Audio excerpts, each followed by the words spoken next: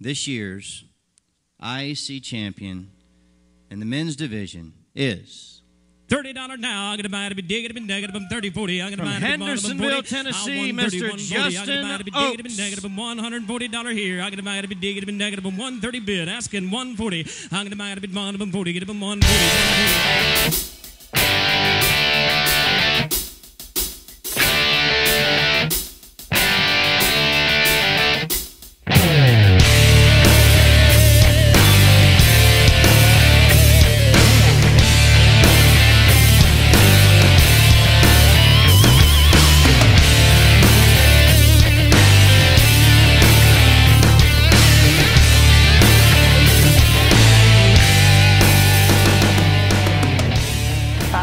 Swicegood, and we're here on the back porch, and I'm happy to have my close friend from Nashville, Tennessee, the International Auctioneer Champion for 2012, Justin Ochs. Justin, welcome. Glad to be here, my friend. Congratulations on the 2012 International Auctioneer Championship, Justin. What was it like in Spokane to hear your name called out among all those great auctioneers across the nation? I tell you what, it was just kind of a moment of awe, standing there in the finals with all those great auctioneers and, you know, competing in it for 3 years. I really didn't think it was my time had come yet. I thought I'd have to put some more time in, but just embraced the moment and was thankful to be a part of it. So you were in it for 3 years before. What did you do to prepare for that exciting event, that competitive event? I'll tell you what, when you get into finals, everybody there is a good bid caller. Everybody there is a great bid caller. That's the reason that they've made it to the finals. And I had spent the previous years, you know, watching other auctioneers, studying IAC championship videos, trying to improve my chant, trying to improve my block control, my interaction with the crowd. But I had the judges tell me afterwards that the people who won, you could see their heart in their performance. And when I made that decision that, you know, I wasn't doing it just to benefit myself, but because I wanted to benefit the industry, that I wanted to do what's best for the industry, for myself, and also for you. That came through in my performance, and I really think that's what helped me win. So which was tougher? Was it the bid calling or was it the interview? You know, it's a mix of both. You can't hold anything back in the preliminaries. I mean, in Spokane, there were nearly 80 auctioneers that we were going up against. And so you can't hold anything back and try to bring out something new in the finals. You got to let it all hang out in the preliminaries. And when you get to the interview, that's really where your heart shines through. You can't stage your answers. You can't have any canned answers. And you talk too long and you talk wrong. You just give them your full opinion, show them yourself, and you get out. And then when you come back in the finals performance, you know, you've got all the top auctioneers, all the IAC champions sitting out in that banquet watching you. So it's like a huge job interview. So that's just as nerve-wracking as the interview process itself. 165. Justin, the first year that you entered the International Auctioneer Championship, you did not make the finals. Year 2, you made the finals and were number 13 cut. This year you were number 1. What is it that brought you from where you began to being number 1 internationally?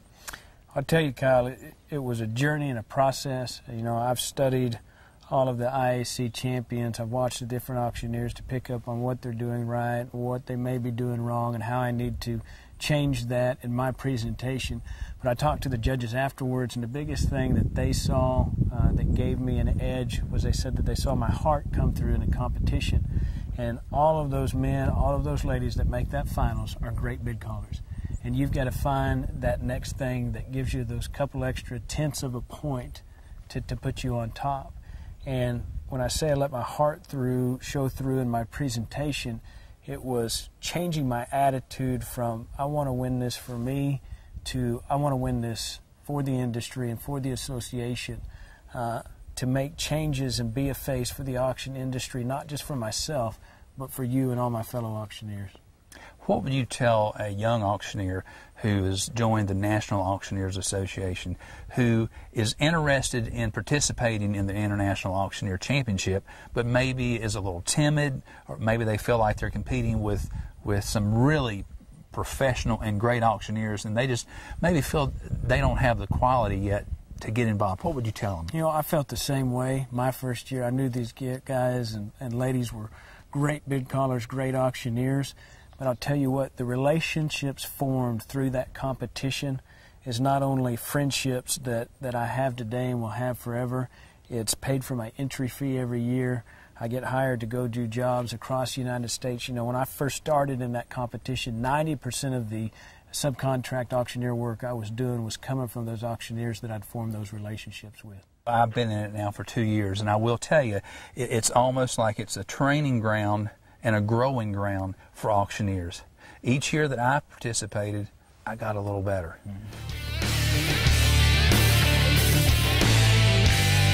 Justin, the auction business is a wonderful business. Tell me how you got into it. Well, Kyle, I started an announcing business in 2004. I'd moved to North Carolina after graduating from Kansas State. Was teaching and managing a horse farm, horse barn for a community college out there. And moved to Middle Tennessee to work on a master's degree. Was still trying to figure out exactly what I wanted to get into. And the lady that sold me my house when I moved to Tennessee came back to me about a year later, and they had an auctioneer who was in his 70s and getting ready to retire, and they needed somebody to follow him up. And for some reason, she thought I fit the mold. So did you go to school right after that, I guess? I did. I was in the middle of working on my master's degree. I went immediately while working on that degree, got my real estate license, went to Missouri Auction School, completed those requirements, and then began a 2-year apprenticeship for a farm machinery and dairy cattle auctioneer. So your first auction was what? It was farm machinery. They had put me in. They had a big consignment farm sale, and I was down there checking in equipment, trying to figure out what everything was, and working the ring, running tickets, clerking, all that good stuff. Now, I got to ask this question because I remember my first sale. And when I got up behind the podium and I got the microphone, I was shaking in my boots.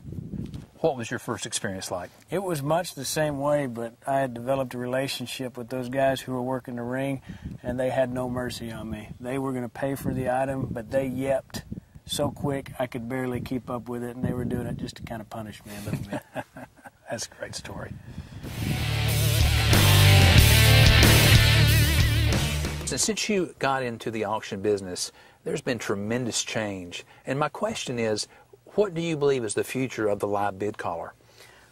I run into these discussions all the time, Kyle, with the onset of online-only auctions and the simulcast bidding and the different applications and social media that we're using now. And the comment is that the live bid caller is a tradition that we're carrying along with us. And that's absolutely not the case. When you have an effective auctioneer, a professional auctioneer with stage presence, an effective bid call, block control, and you have an effective ringman working that crowd, creating a competitive bidding environment, you have a combination that will get the most money for the asset that you're selling. Now, there are certain assets that need to be sold online, most definitely. That's the best avenue for that asset. But it's not a tradition. It's a very effective method of sale. And I think that those skills are very unique because they're hard to come by. They're a practice skill that take years to perfect. I've watched IAC championship videos when they won the IAC championship, and 10 years down the road, they're 20 and 30 and 40 times better than when they won the IAC. So that's going to be a highly sought-after skill because it's very unique, and it's hard to find someone who can put the whole package together.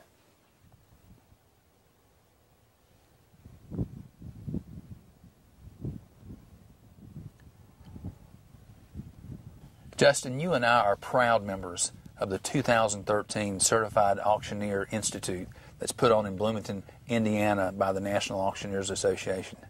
Tell us about seeking that designation. Well, it's been an honor to be a part of a group of individuals who are on the cutting edge of the auction industry. Their thoughts, their business plans, their processes that they put in place are so progressive that each year the relationships that we put together, again, the tuition has been paid for by working relationships between you and I or you and our classmates. And you mean that by means of referrals? Exactly. Yeah. Either You know, people said, you know, I have a client who owns a piece of property in North Carolina, or I can't go do this sale, can you do it for me? Or I need help at this sale, can you come up here and help me with it? And those opportunities just continue to grow and continue to flower. And, you know, our group, I'd like to say, is probably the best class that's ever come through CAI. There's several state champions, there's several IAC finalists, now we have international auctioneer champion in our group. We're going to be tough to beat. It's a good group. $200 here. I'm going to buy it at $200 now. I'm going to buy it at $200 now. 50. I'm going to buy it at $150. 150. 175. I'm going to buy it at 75 too. I'm going to buy it.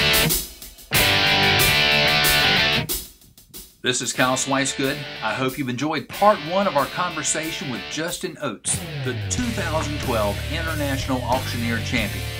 Feel free to visit him at www.tennesseeauctioneer.com. And we look forward to seeing you at the 64th Annual International Conference and Trade Show in Indianapolis, Indiana, July 2013.